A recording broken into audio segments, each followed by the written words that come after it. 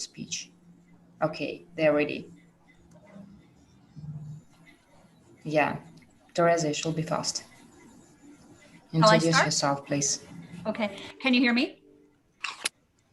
Yeah. Yes. You can hear me, great. So my name is TEREZA NEMESSANYI. I'm with Microsoft and I work at the worldwide level out of New York with a select set of late stage venture capital firms and early stage private equity firms with high growth tech startup holdings, kind of like unicorns, to look at ways that they can partner to drive their growth further. So I'm probably, kind of a downstream potential catcher of some startups that would be pitching. I've been with Microsoft for about 8 years. I'm a former founder, longtime tech company executive. Delighted to be here. Okay, Lisa. Hi, I'm Lisa Loud, and my background is with big tech, Apple and PayPal. Moved into fintech with PayPal, and then I moved into the blockchain industry, and now I am with GDA, Global Digital Assets, which is a blockchain investment company that invests in various different startups, mostly in the blockchain and token space, but also with some fintech as well. So we look at a lot of different projects. I get to see a lot of different things come through, and some of these projects are really exciting, really innovative. So I'm always looking for the projects that make sense and that have a good business model and will be good investments. Yes, thank you so much. And Radhika. I'll go next. Yeah, I'm Radhika Iyengar. I'm a founding partner at StarChain Ventures. We're a venture studio here in Silicon Valley. And we're focused on the convergence of advanced technologies that includes blockchain, AI, IoT, among others. Published a book called Enterprise Blockchain Has Arrived, for those that might not have seen it. So that was published late last year, and we're really driving the next generation of enterprise applications, and with a focus on healthcare, fintech, and supply chain predominantly, but not exclusively. And really looking forward to hearing the pitches today. Thank you so much, ladies. And yeah, Andre, please share your screen. Second. Yeah, and please start your pitch. Okay. All right, can you see my screen? Yes. Perfect, perfect. My name is Andre. I'm the CMO of the company, which is called Everytail, and we do global virtual events. So in the recent, for the recent year, we have seen a huge pivot to virtual events, but is the industry ready yet for finding all of the virtual events, huge summits, conferences? Are the people acknowledging what the problems are in the market? And the answer is not yet. So we have depicted a couple of problems that we're going to solve with our B2B SaaS product. So first of all, it's the knowledge gap, that event organizers lack the knowledge and the skills to provide a virtual event experience. Then we've got the promotion of how to promote the event, not only within the customer's list of the host or of an event organizers, but also to go abroad to other countries, to other markets, and find new leads for them. And finally, it's the engagement. Engagement during each virtual event is a huge hurdle and also a big limitation for a lot of hosts. So what is the solution? What is the solution to which problem? The event organizers are lacking set of skills, or like looking for a set of skills which is required to organize an engaging and an interesting virtual event, and utilizing new marketing channels. So what we came up with is Everytail, the platform that includes the integration, the vertical integration of different prospects, as creating event, events, promoting them, selling the tickets, broadcasting the event itself, and archiving it or uploading it. And by this means, I say that we do not have any further integrations. Everything is done in one place. It's an all-in-one solution, and that's one of our unique selling propositions. So first of all, Everytail boosts attendance by extending an event's reach into additional markets, which is made use of our users, of our old users of our platform. Then secondly, organizers develop the value to their attendees, speaker, and connecting them to sponsors during and after the event. And finally, Everytail extends the event life cycle and profit by hosting and monetizing content after the live event is finished. I would also go deeper on the last point. We do not only give our host the chance to organize a live event, but we also come from the other perspective of saying you can also upload the recent events. So during the pandemic, we have seen that a lot of events are being recorded, a lot of sessions are being recorded, and all of this content is so-called the lazy content laying around on drives and or being uploaded to YouTube where it's not monetized or else what. Therefore, we have decided to give our key accounts an opportunity to upload their events and recreate their events in a very comprehensive structure on our platform. And what is even more interesting is that we make use of the content and of the users. We are creating a platform which is not super user friendly and easy to use, but also on point in regard to personalization. So every time a user is going on the platform, we make use of big data to personalize the content for them. So everyone, when every customer is going on the platform, either creating an event or watching an event, there will be a structured sequence of events, of videos, and of content just for this particular user. We also have polls, questionnaires, live chats, and a set of different features to support the engagement during this event. Finally, our business model is pretty straightforward. We've got a freemium model for do-it-yourself users, which is only tailored to the number of attendees, starting at $0 for users to try it out, and then scaling up in regards to the number of users. And secondly, we have the enterprise solution where customers like bigger conferences and summits would like a white label solution, branding, etc., which is made on requests. Therefore, the price could be custom, and it is usually tailored to the budget of our clients. What is the outcome from our product? The outcome is that our events platform boosts the profit of all events which take place on Everytail.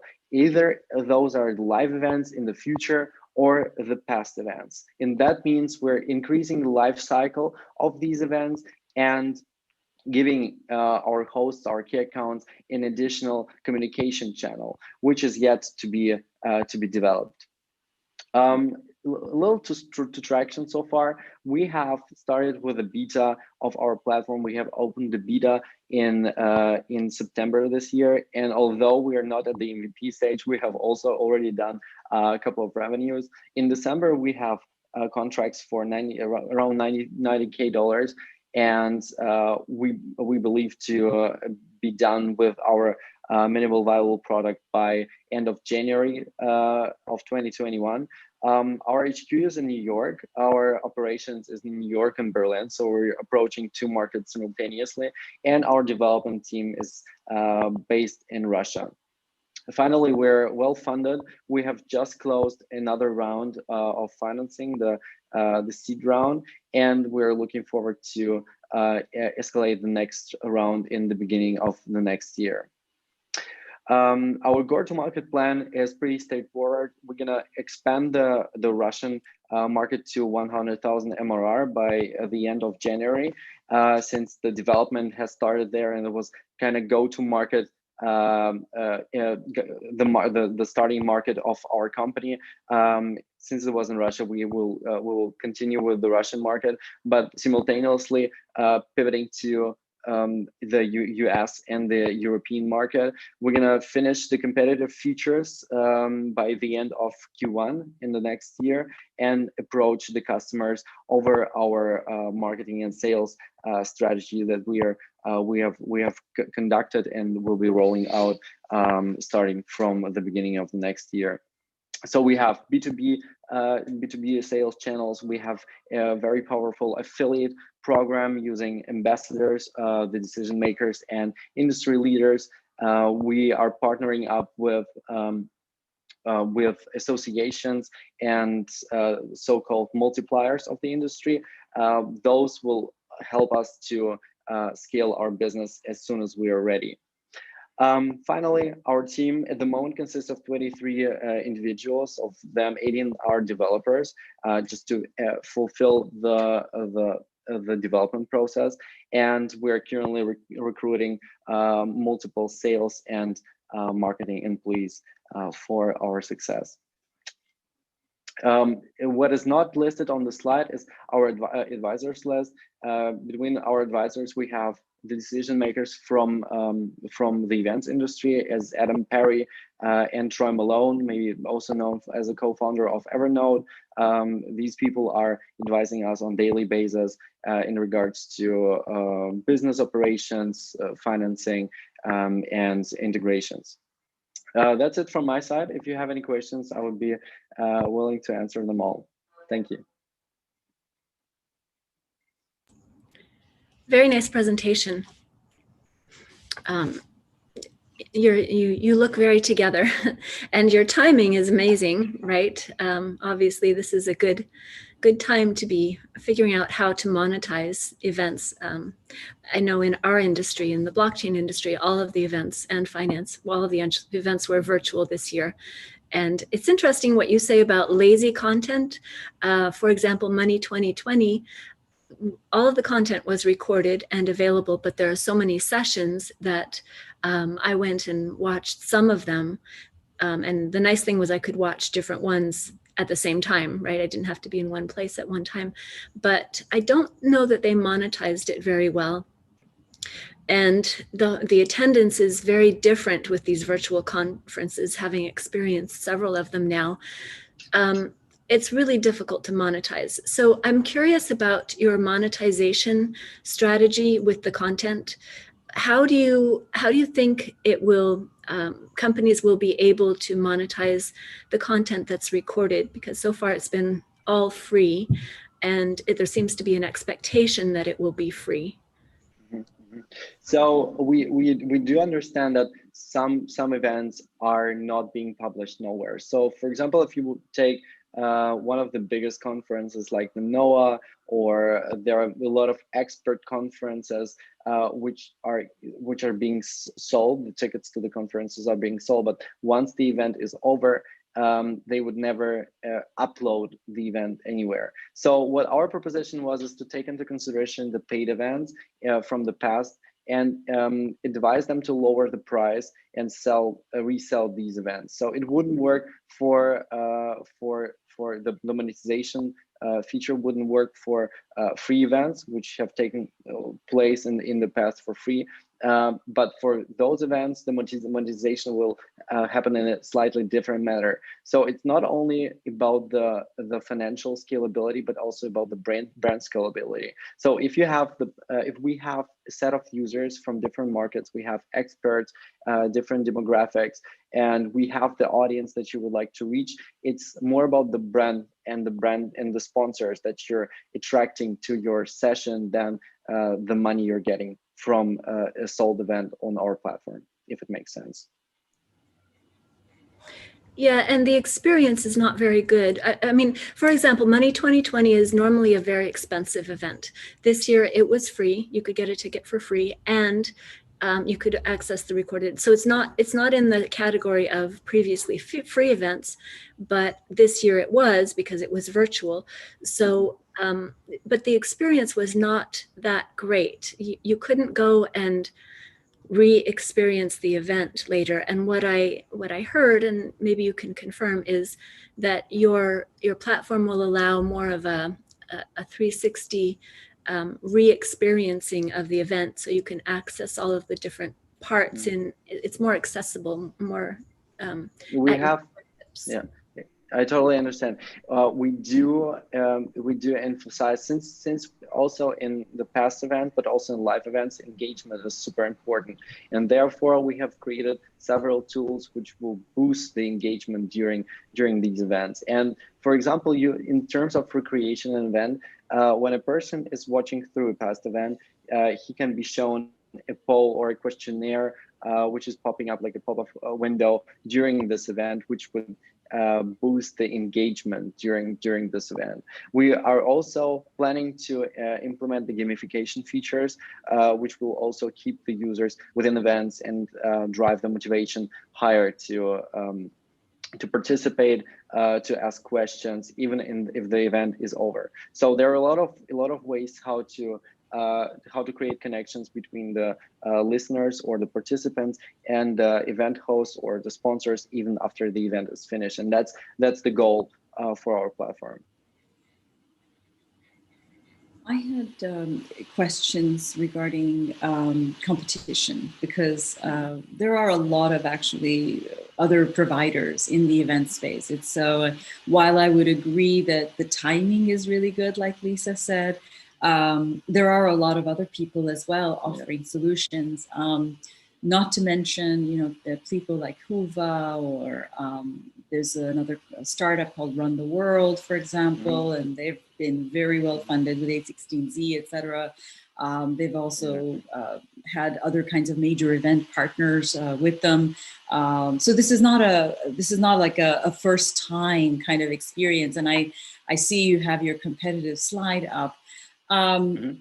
What do you feel is the most salient differentiator with your competition? Because they're also kind of servicing the content and the availability, the engagement in particular, and different people have different methods of engaging the virtual events. One of the things that I always find a difficulty when I'm in a virtual event is if I'm speaking, and that's usually my interest is from a speaker perspective even. Before, when I was speaking at a conference, I would be able to engage with other speakers in a much more interactive fashion. You're there, you're live, you meet people. It's really exciting. In a virtual session, you're just there. Look at us here. You've got limited interaction, and then you've got to have the follow-up afterwards and keeping in touch with people and so on. How do you promote the interaction? How do you differentiate from other people who are trying to have other methods of interacting, not only between attendees, but let's say between speakers? Yeah, very fair, very, very fair question. I think it's in regards to the communication, the straight communication on the platform.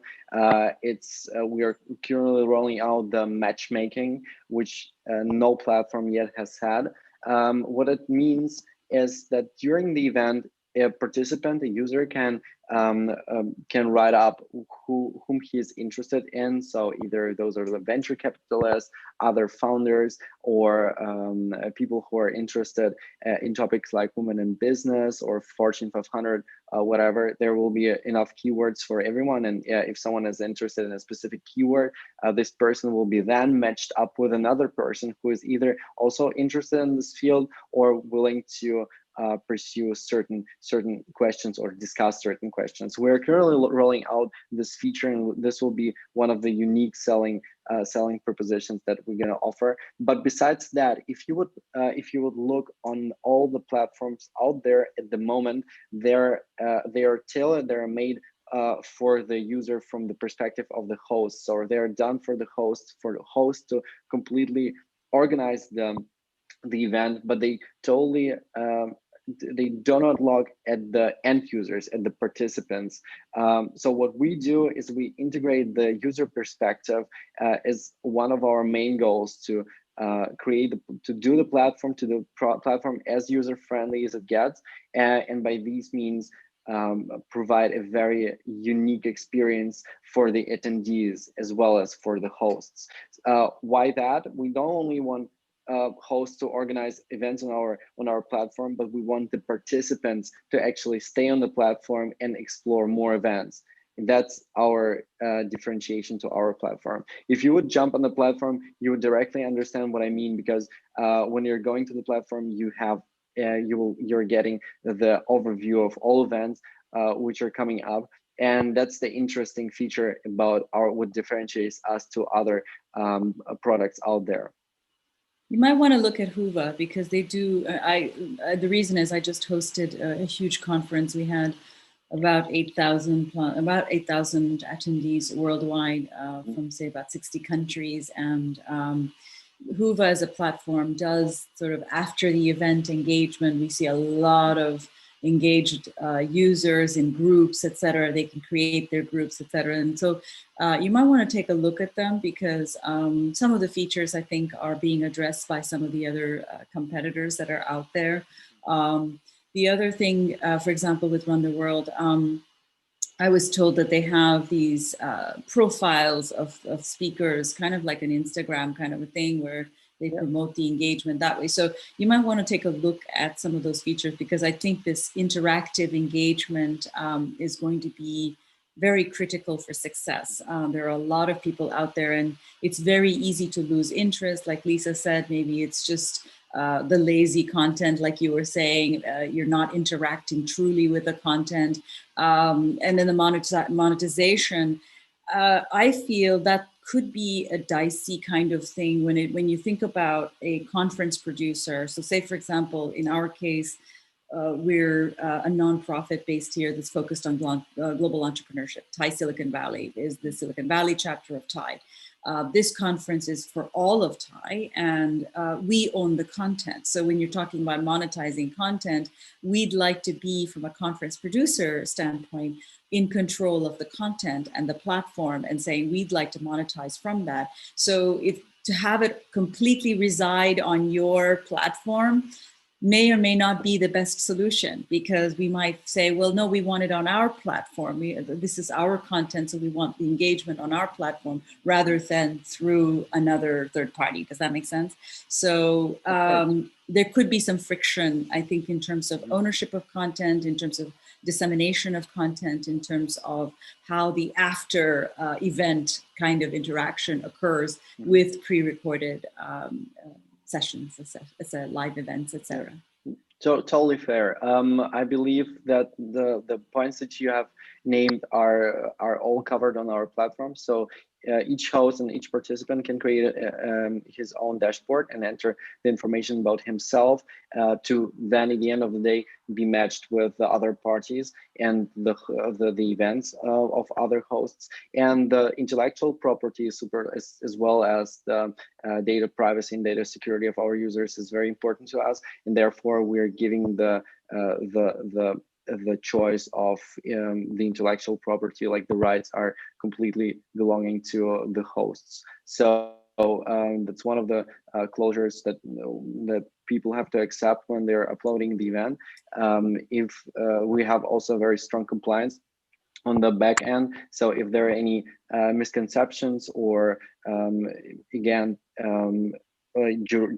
juristically, the law, the intellectual property, the legal problems, we would directly take care of it. So it is very important for us. I cannot emphasize it anymore. It's one of our main goals to give our hosts the best experience, and the participants as well. Mm-hmm. I have a question. Sorry. Go ahead.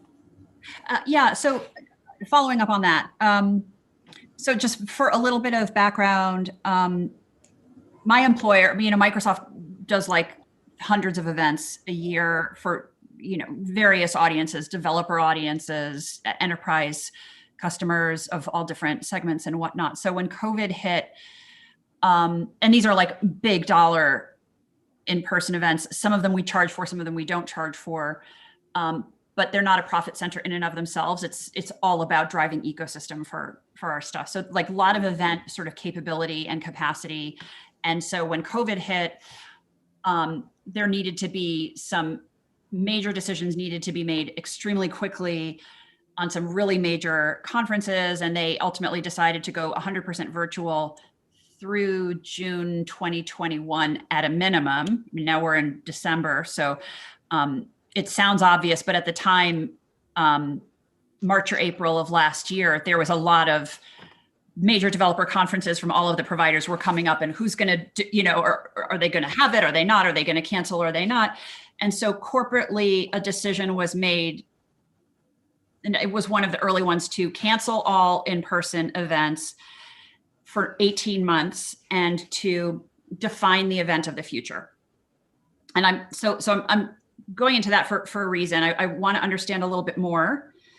I see you as a platform, and it feels like, it's has this kind of turnkey ability. And, I just wonder, like, is it the event of the past or the event of the future? And if someone is inventing or, creating, events are changing so quickly, or what, like, what we knew immediately is that our virtual events, which we've always recorded them, we've always simulcast them, we've always wrapped up the sessions, we've always had translation capability because they're all global events. They're, so like all had interaction, breakout rooms, all of that, check. But even with that, a digital version of an in-person event is not necessarily the same thing as an optimal virtual event. Like you're turning into some kind of interactive TV production or, something like that. So I guess what I wanted to understand is you're working with these customers who are putting on events. They're going through rapid change. To what degree do you need to hold their hand or be part? I mean, a lot of decisions that they make in the production of the event impact what you're going to be able to do in the replay downstream. And so it would seem to me that your customers are like in the process of a major reinvention and re-envisioning of their own product. Like, but you're a platform. So do you have a consulting arm, or do you how do you handle that dynamism? Or are you doing like more long tail events? So you're not working with the more, progressive kinds of events. So, sorry, that was a random walk of a question, but I mean, we are in the middle of massive disruption right now on this stuff. That's true. So, I totally agree with you on that point. So the idea of Everytail was to create a platform for digital events to broadcast for live events, for the future events. So when if there is an event in January, on 16th of January next year, you would actually broadcast it over our platform. So the whole ecosystem has been done for the live events.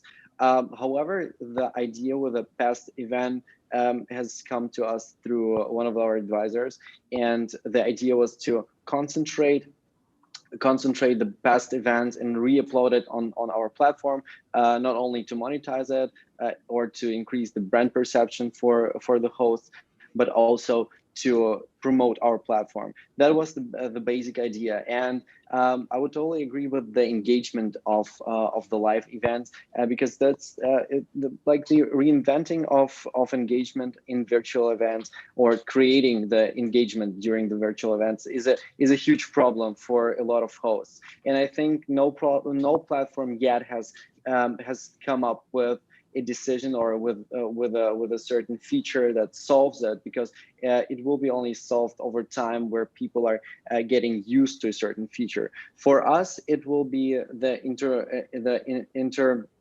interfoundry board where everyone could interact during the live event. So if we are having a Zoom call, we will actually have another board which would look like a screen sharing, where everyone could write and depict pictures on. It would be great for brainstorming, for collaborative working. So we're looking in that direction to introduce more collaborative features and to integrate them on our platform. It wouldn't be the case for the past events, since they're already in the past and they are not now to be could not be changed anymore. We would integrate these features more towards the virtual live events, and that's our one of our biggest to goes. If that answers the question, I hope so, at least.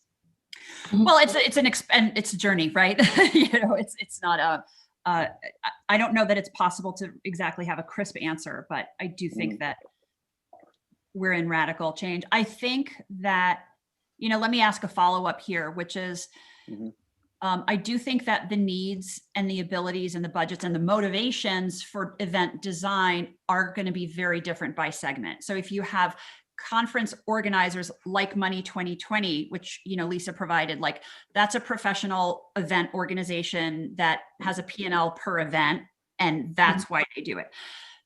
On the other hand, you have like event conferences or industry conferences that are Okay, Web Summit, for example. Yeah, Web Summit. Like Dreamforce or something like that, And so they do that as a marketing expense for their community to test out the tools, especially for, but they will not engage if they're not having people interact with each other, and if I think they would really require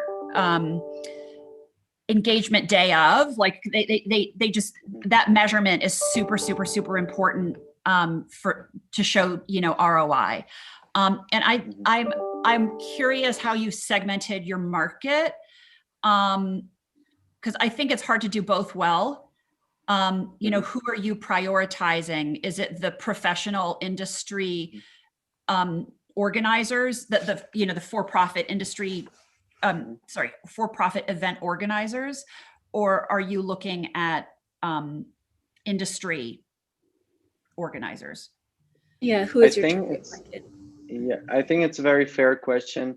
The good thing is that we have not yet concentrated on a specific field in the events industry, but we have directly started from the broader approach. We are creating a platform where you can customize your event. So it's not a template event that you can create, but it's all up to you whether you want to have more collaborative working, more breakout sessions, a big stage, or where people can interact with each other and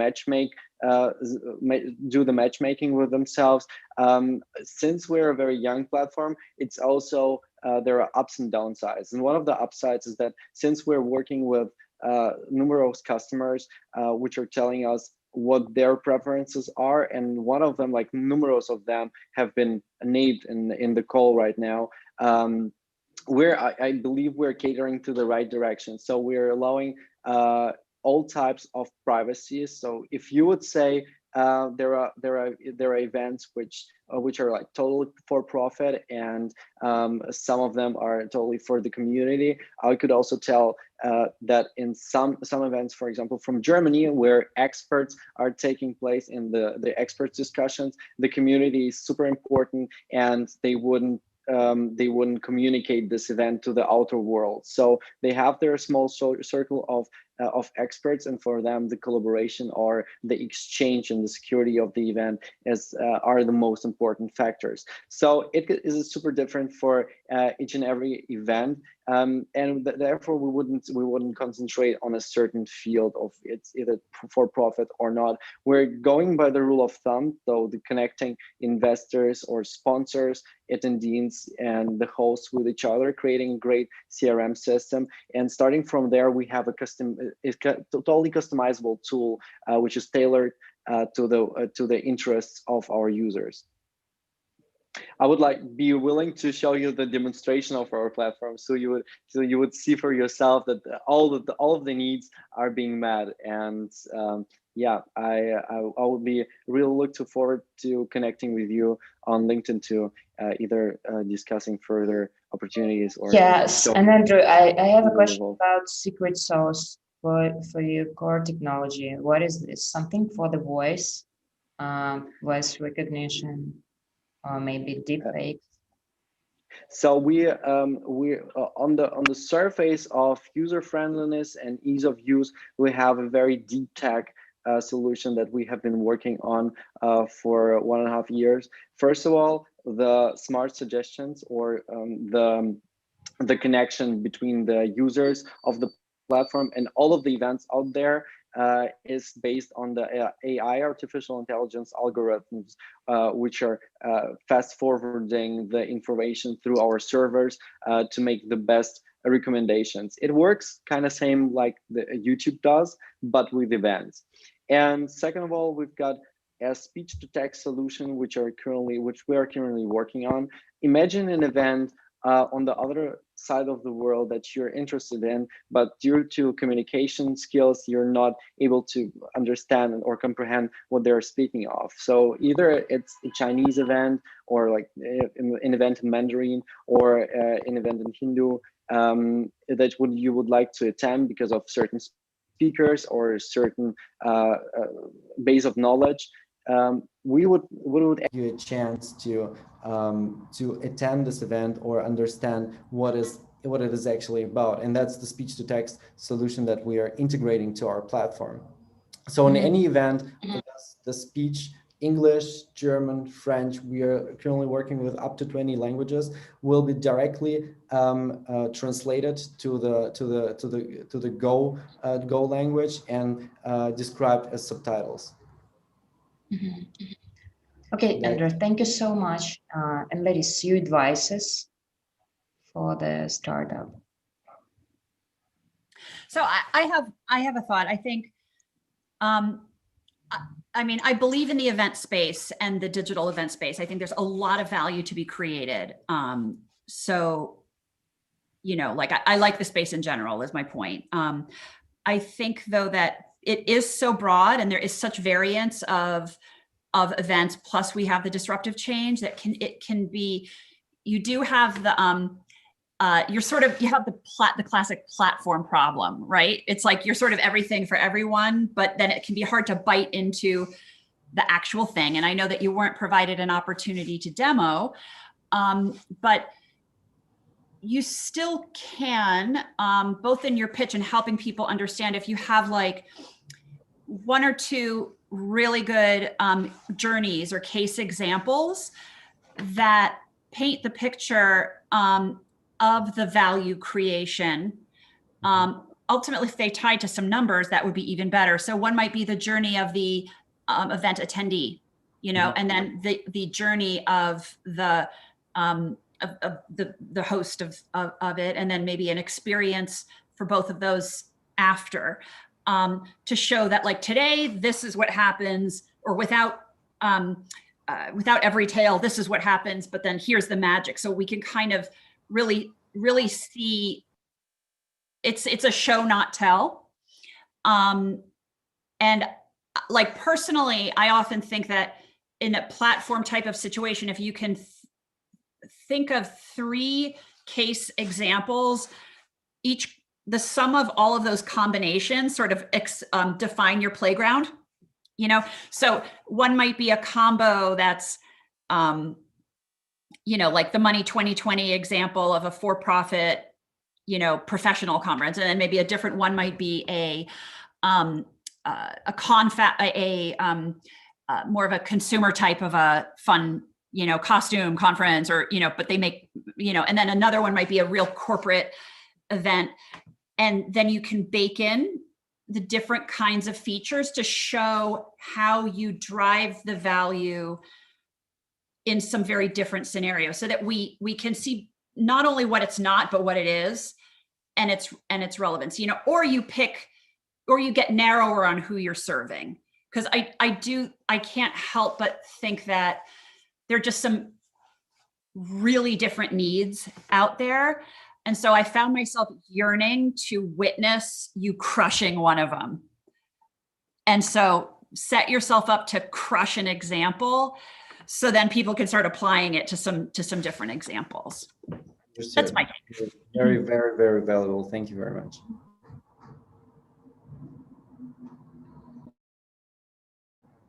I think, Manana, you're on mute.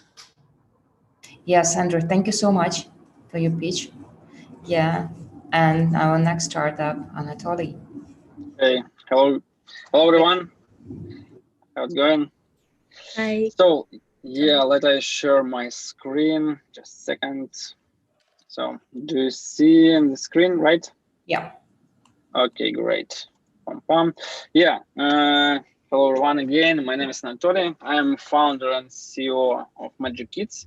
For the 5 past years, my team and I have developed a lot of products with augmented reality and machine learning technologies for different companies in Europe. It was museums, banks, insurance companies. For example, we worked with the Russian space agency. It's like SpaceX, but a Russian version of SpaceX. Yes, and but all the time we wanted to make something big for the people, and we tested different ideas in different markets, in different areas. For example, we tested e-commerce market, we tested gaming market, and we noticed that one problem in kids education market. Do you know that many students today, aged 4 through 8 years old, only spend about 15 minutes on a lesson before moving into digital game or cartoon? But in the same time, they spend on average 3 hours of screen time a day. And in the same time, we can see that if we integrate interactive technologies in educational process, we can see amazing results. For example, we can see that students become engaged in lessons or understood more difficult concepts better and something like this. And this is why we created Magic Kids. Magic Kids is educational app using augmented reality and machine learning technology. How does it work? Parents download our app, pay a small monthly subscription fee, which opens a new world of learning. Few words about our secret sauce. First of all, it's about our main character, Alice. Alice is artificial intelligence virtual friend for kids. Alice understands everything. For example, we use voice recognition, we use some reinforcement learning technologies, and Alice, she's a friend for kids, virtual friend.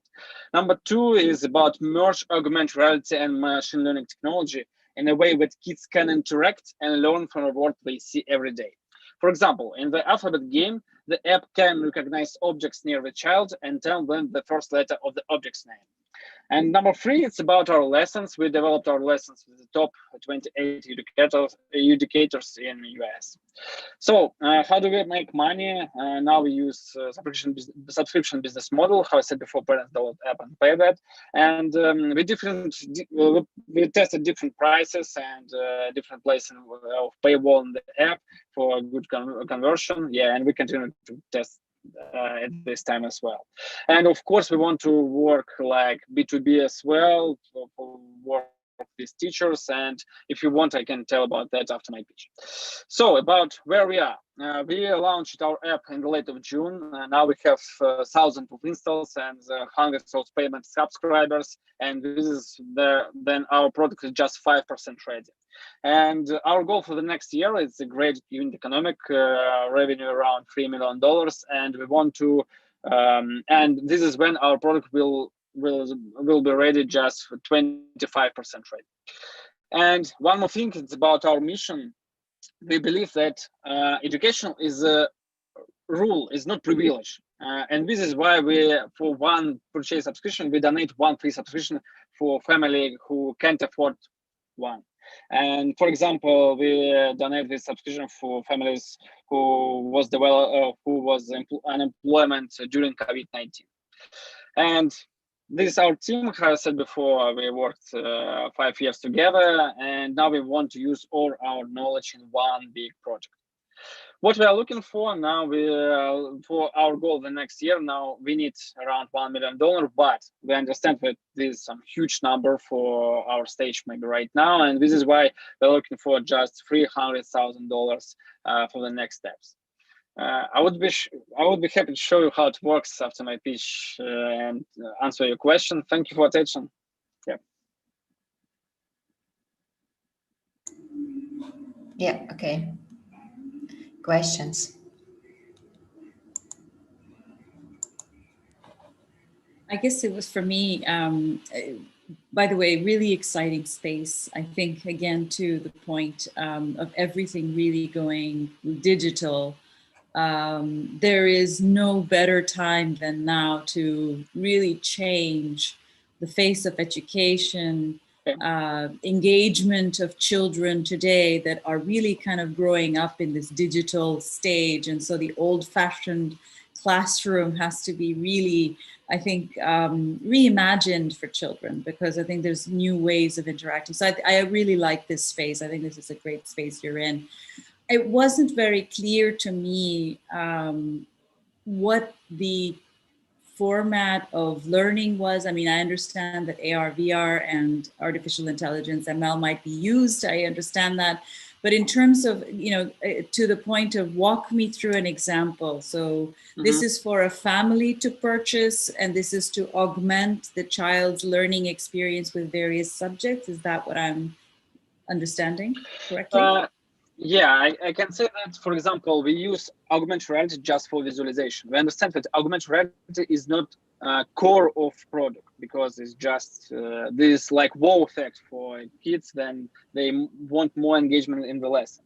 But we use artificial intelligence like brain for our app. Because this is how we can work with content. This is how we can make analysis for how children use that, what kind of subjects more interesting for them, what kind of subjects we can recommend them to use, for example, like that. Yeah, this is how we work with these two technologies. So it's really to work with a child to see how they can improve or their knowledge in certain subjects, or whether they want to explore further. That's really what the point of this is then. This is not really then a formalized learning tool that's then coordinated with the schools? Our app, how to say, our big goal is replace home tutor. Because home tutor, I see. Okay, got it. Yeah, helps to understand difficult concepts from school. I think it would have been very helpful if you had said that, right from the right in the front, just to say, look, we're not really, we're about kids' education, blah blah blah, but here's what we are. This is our whole purpose, is to give the child. So in the old days, make an analogy with what the old days were, right? The old days were, kids might have to go to an encyclopedia, pick up things and do this. Now it's like the virtual encyclopedia. They might actually, use online searching mechanisms to then expand their knowledge depending on their age, etc. If you're very, very young, you're not going to do that. You're going to rely on a parent to kind of help you through that and walk you through that process. So kind of paint the scenario of what exactly you are, how a child benefits from this experience. So walk us through an example. I think that would be very helpful. And to say that you are kind of replacing a home tutor, for example. I really agree. I mean, I don't know who here, is parents or has had children, in that age range, but, there are also that sort of the frame, and then how a kid gets to it also docks into different pedagogical approaches. So, it could be experience like in Montessori, the concept of child-led. So if a child leads into it, then it's probably more like positioned like a game, because their curiosity is leading it. And then there's sort of interest intersects with it being available to them, and they can self intuit how to access it and then to experience it. On the other hand, if a parent is always leading it, then you need to dock into a framework that the parent is using. Like the parent needs to recognize that the kid needs more work in such and such. So I think that the magic that you have, there's a lot around what the frame is. And I just wonder if you should be owning and defining the frame, or if you would be better off as a white label provider and enabling different providers that have different kinds of frames to define what they need, and then to use you to make their lessons, if you will, or their experiences. I'm not sure what the answer is. I'm just kind of trying to figure out where you play, because you're boiling a really big ocean.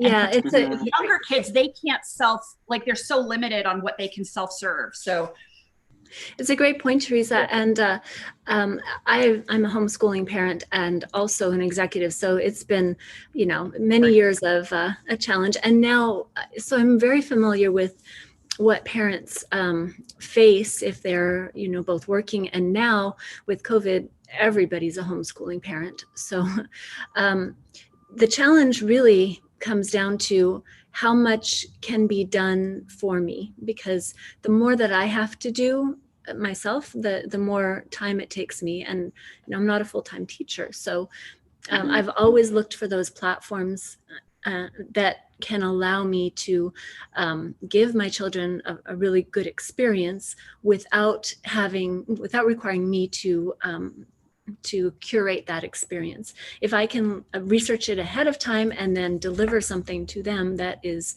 self-sufficient, that's the ideal. So what you're saying, Teresa, is really great. I wouldn't have time, obviously, my kids aren't that age, but I wouldn't have time to put together a big program. But there are many platforms out there that do put together programs, and they're very varying in quality. If you were a provider, a technology provider, as Teresa's suggesting, to other platforms that could put together a curated experience for my kids, then virtual reality, awesome. None of the ones that I've been able to access have had anything like that, or else they don't have good content, So Yeah. providing I mean, that imagine like a 4 to 8 year old, and like Lisa is here on this conference call, and then her activity finishes halfway through. And then, that may sound super pedestrian, but like that's literally the hellscape that every parent is dealing with right now with younger kids. And it's real, so yes, we want the quality of education, but you need to know how much time your kids are, when they're going to be coming up for air. Yeah, it's true. Yeah. I think, and to your point, I mean, it's been a while since my kids were that young, but I think in general, a lot of the exploratory kind of activities my kids used to do, and then admittedly this was a while back, but it was a self-directed sort of thing, because if I could put them onto an activity, but then they could, because it was a game or whatever, that was what was coming on at that time, they would stay with it, and they could then go to the next level. So maybe there was level 1 or 2 or wherever they were at, but now they could say, okay, I've finished that module. Now you can say, once you finish that, you can go ahead, and if you think you want to do another game in the same level, go do that, and then maybe try on a different game. So it depends on how you're trying to engage sort of self-help kind of self-directed kind of activities, because even kids of that age, they're very curious and they just very eager and engaged. And if the platform itself is engaging, they themselves will kind of take themselves through that journey and explore much further into either one subject or a different subject. So I think that's the kind of information that would be really helpful to have, and to be able to provide the parent to say, you can set your child on this path, and say, go do 1, 2, 3 here, and then go explore and do more. And, just if it's a self-directed kind of activity, I think it could be really enriching. Yeah, thank you. Yes. Okay, thank you for your advices, Anatoly. Thank you for your advices. Yeah. Yes. Thank you for advices. Let's catch up an email. And thank you for your time, guys. Yeah, see you on the next week. Thank you for this. Yeah, woman. Good seeing you again, Lisa. And yes, see you, Manana. And nice to meet you, Teresa, as well. It's a pleasure. Thank you, Lisa. Good to see you again. Thank you. Bye. Bye, Teresa. Bye-bye.